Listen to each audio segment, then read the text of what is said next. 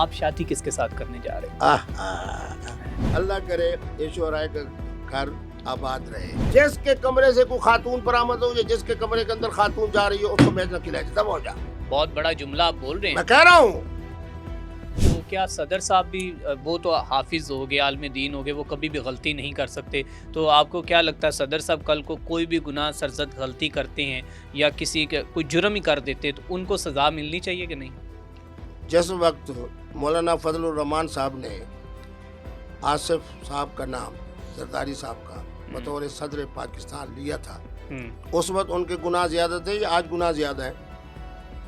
دیکھو یار کچھ سیانے نہیں, پڑے. آپ بتائیں نا. میں بتا رہا ہوں کہ اس ان وقت کو ہمارے معاف ہے سب کچھ. آصف زرداری صاحب کو پہلی دفعہ معافی اس وقت ملی جب مولانا فضل الرحمان جیسے ہزاروں علماء کا, جمعیت علماء اسلام کا لیڈر کہہ رہا ہے کہ اس کو صدر پاکستان بنایا جائے.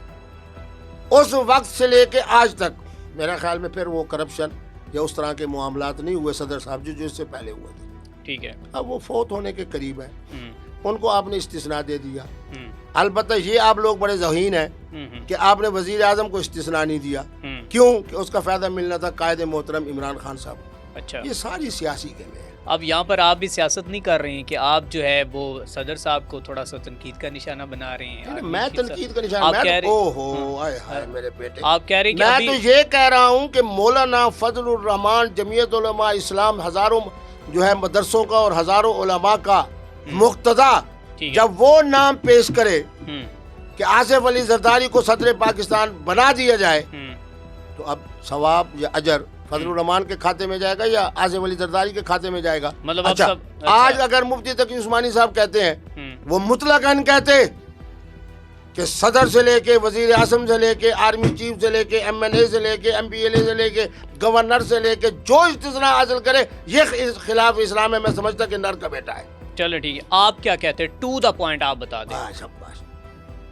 جب ایسی جمہوریت ہوگی, جب فارم 47 ہوگا, اس کے بعد سپریم کورٹ آپس میں لڑے گی, سپریم کورٹ کے ججز ایک دوسرے کے خلاف اٹھیں گے, ہمارے جناب جو ٹیلی ویژن کے اوپر بیٹھنے والے ایک ہی مسلک کے 5-5 6-6 7-7 نمائندگان آپس میں لڑیں گے, پھر اسی طریقے کے اوپر نظام ہونا چاہیے. مطلب کہ اس کو چھوڑ دینا چاہیے. چھوڑ کیا دینا چاہیے؟ مانا یہ ہے ہم ایک مسلم ہیں جو کہ امیر المومنین حضرت عمر, حضرت ابو بکر صدیق کے ان کے پیروکار ہیں, ان کے ماننے والے ہیں.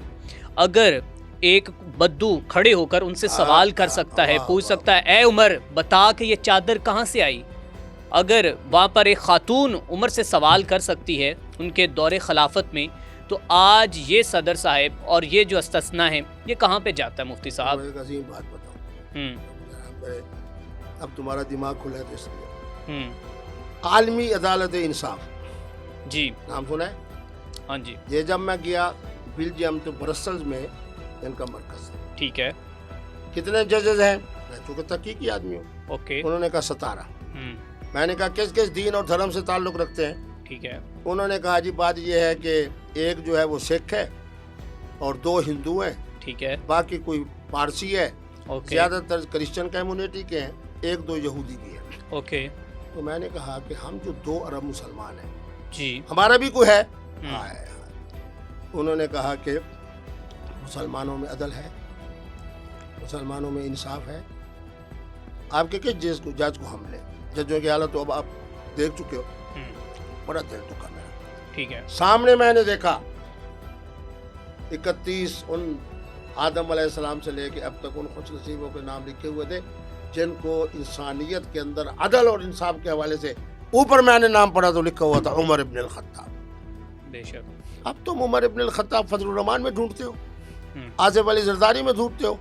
میں تو کہتا ہوں کہ عمر ابن الخطاب کو ڈھونڈنے کی دور کی بات ہے, 21ویں صدی کے اندر بھی مولوی فضل الرحمان صاحب جس وقت زرداری صاحب کا نام ایز اے صدر پاکستان پیش کرے تو ان کے پہلے گناہوں کا وزن بھی فضل الرحمان پر ہوگا, اب تک کے گناہوں کا وزن بھی فضل الرحمان پہ ہوگا. اور میں آپ کو ایک بات یاد دلاتا ہوں, میں قریب زمانے کے اندر آصف علی زرداری صاحب کو ملا ہوں, اب وہ تو بیچارے زندگی کی حالت میں ہی نہیں. کیا ان بیچاروں نے کرپشن کرنی ہے؟ جو کرپشن کی ہوئی ہے ساری آگے اولاد کی طرف منتقل ہو گئی ہے. تو معنی یہ ہے کہ یہ کوئی لاجک نہیں ہے مفتی صاحب کے سارے گناہ جو ہیں وہ مفتی جو کہ مولانا فضل الرحمان صاحب پر ہیں. خیر یہ بات جو ہے یہ بڑی آرگیو جو ہے نا. سنو میں آپ کو ایک مثال دیتا ہوں. ایک آدمی کے بارے میں آپ سمجھتے ہو کرپٹ ہے, ٹھیک ہے, اس کا نام آپ پیش کرتے ہو ایز اے صدر پاکستان. تم ایک سادہ لوگ مسلمان ہونا, تعلیم یافتہ مسلمان, مجھے بتاؤ اس کا گناہ قرآن کی آیت کی روشنی میں کس پر جائے گا؟ آپ بتائیں, میں نہیں کیسے بتا رہا ہوں. آپ کو پتا ہے کہ جناب یہ مولوی صاحب جو ہیں ان کو وضو نہیں ہے, ٹھیک ہے, کان سے پکڑ کے آپ لوگ کہتے ہیں نہیں آپ نماز پڑھاؤ, وہ بولا بھی پڑھا دیتا ہے. اب پیچھے والوں کی نماز ہوگی نہیں ہوگی. کیوں؟ گناہ کس کے ساتھ ہوگا؟ وہ امام پہ ہوگا. امام پہ ہوگا, کیونکہ اور جس نے کھڑا کیا اس نے. کیا مولانا فضل الرحمان صاحب کو جس وقت ان کا نام بطور صدر پاکستان پیش کر رہے تھے ان کے وہ کرتوت یاد نہیں تھے؟ اور محترم الحاج شہباز شریف صاحب کا وہ جملہ نہیں تھا یاد کہ جب میں حکومت میں آؤں گا گلے سے پکڑ کر پاکستان کے اندر کرپشن کی وجہ سے ان کو. کیا آپ کے علم میں نہیں ہے کہ جب نعرہ لگا کرتا تھا, یہی ہمارے نون والے لگاتے تھے کہ وہ 10 کیا کہتے ہیں جناب زرداری 10% یا کیا لگتا ہے باری. خیر اچھا اب مفتی صاحب مجھے یہ بتائیں کہ اب آپ شادی کس کے ساتھ کرنے جا رہے ہیں؟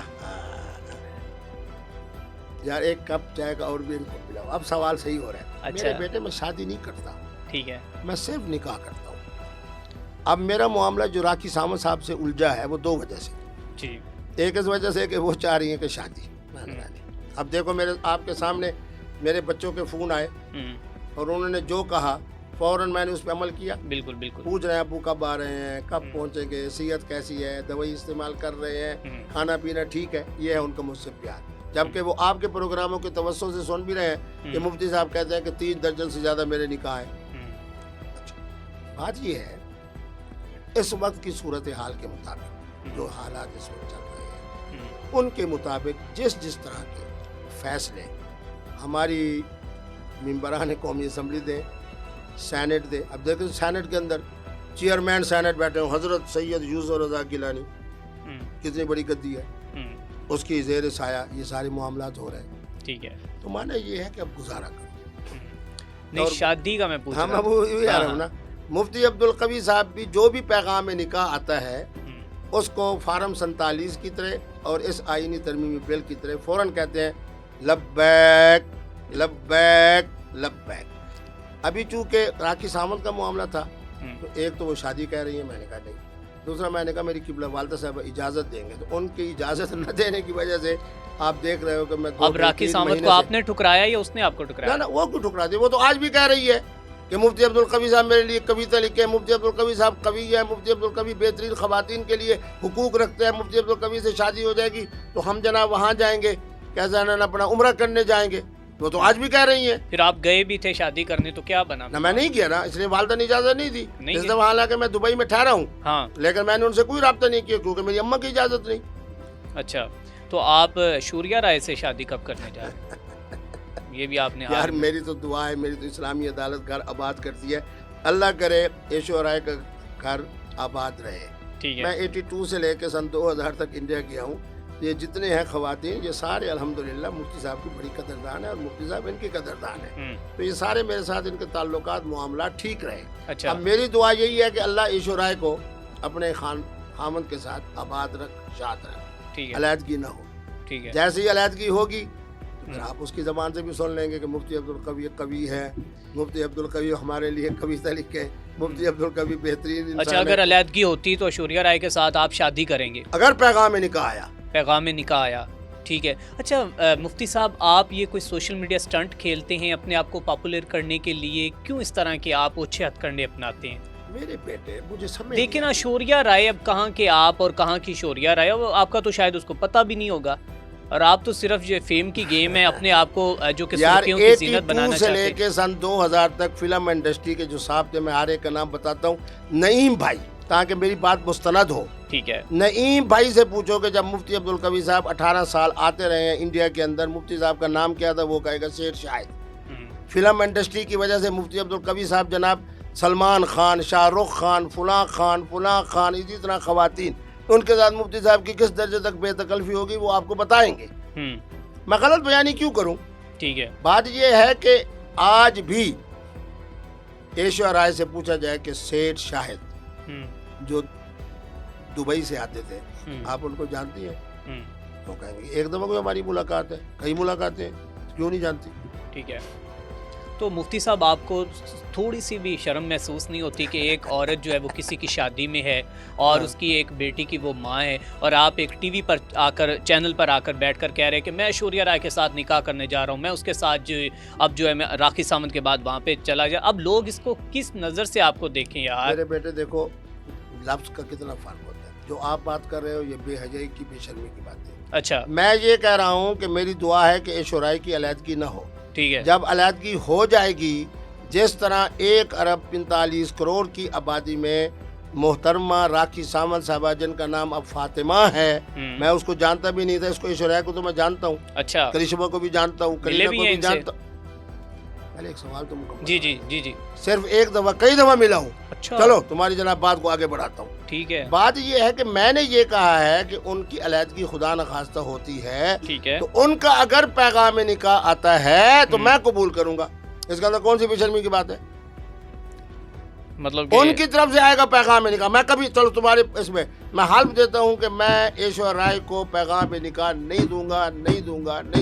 بس وہ تو آپ کو کبھی بھی نہیں کہیں گے کہ آؤ شادی کرو. یہ تو پھر راکھی ساونت کا دماغ خراب ہے. سوشل میڈیا سٹنٹ ہی ایشور رائے تو جناب پرانی ہو گئی ہے.